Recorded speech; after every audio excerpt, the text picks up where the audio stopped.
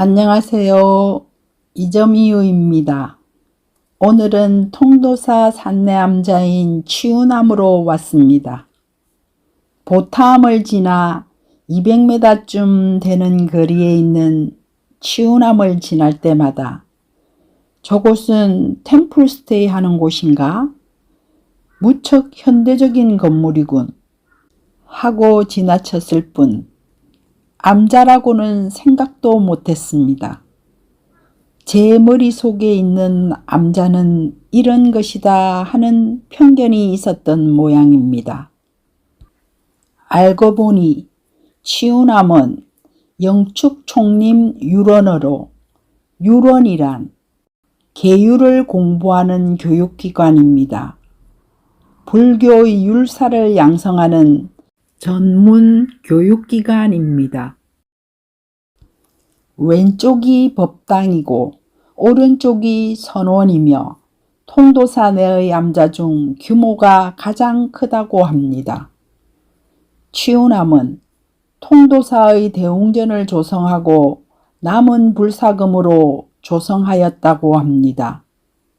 인조 22년 1644년 우운당 진희대사가 통도사 본사의 대웅전을 중건하고 6년 뒤인 효종 1년 1650년에 치우남을 창건하였다고 합니다. 치우남의 건물로는 주법당을 중심으로 2층 강당과 요사채, 종각 등이 있으며 뒤편으로 산신각이 있습니다. 건물은 모두 6동, 128칸에 이르는 큰 규모입니다.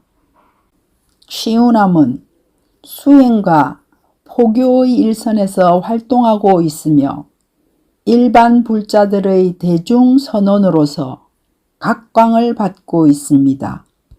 주법당에는 19세기 지장시황 탱화가 있습니다.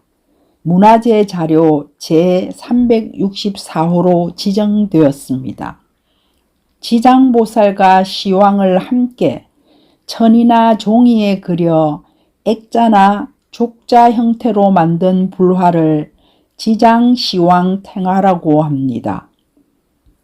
치우남에는 특히 산신각이 유명하다고 합니다. 아니, 저도 좀 놀랐습니다.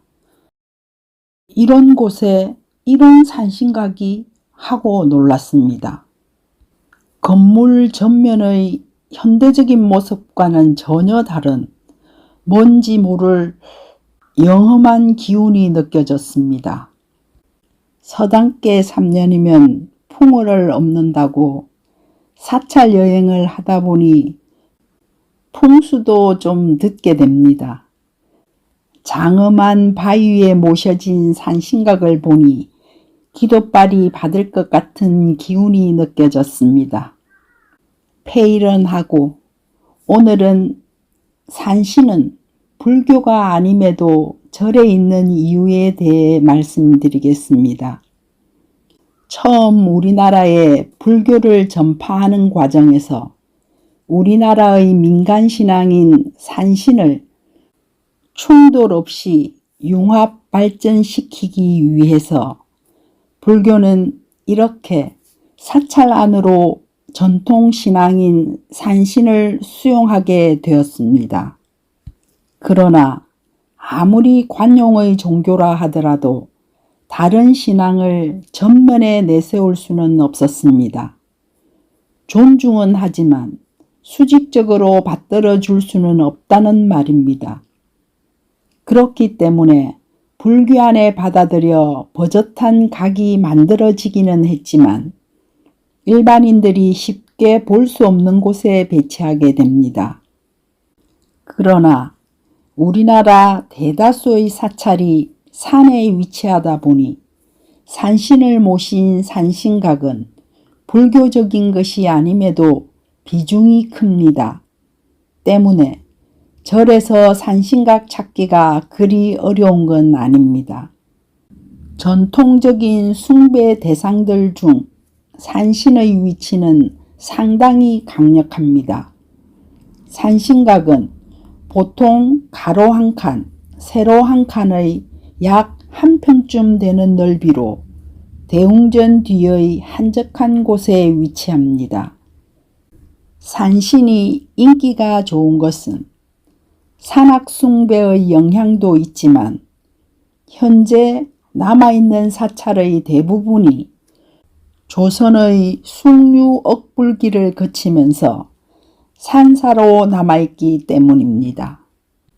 다음으로 통도사의 8경 중 하나인 치운모종입니다.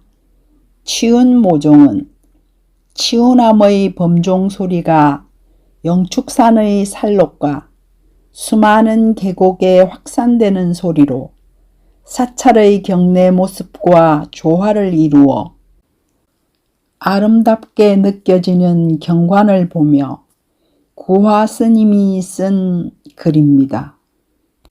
안개 짙은 푸른 절벽 높은 누각 위에서 살짝 잠들었다 꿈을 깨니 구름 하늘일세. 가을빛 누각 위의 저녁 종성 그간데 옛 절 앞에는 부처님의 나무 무성하네.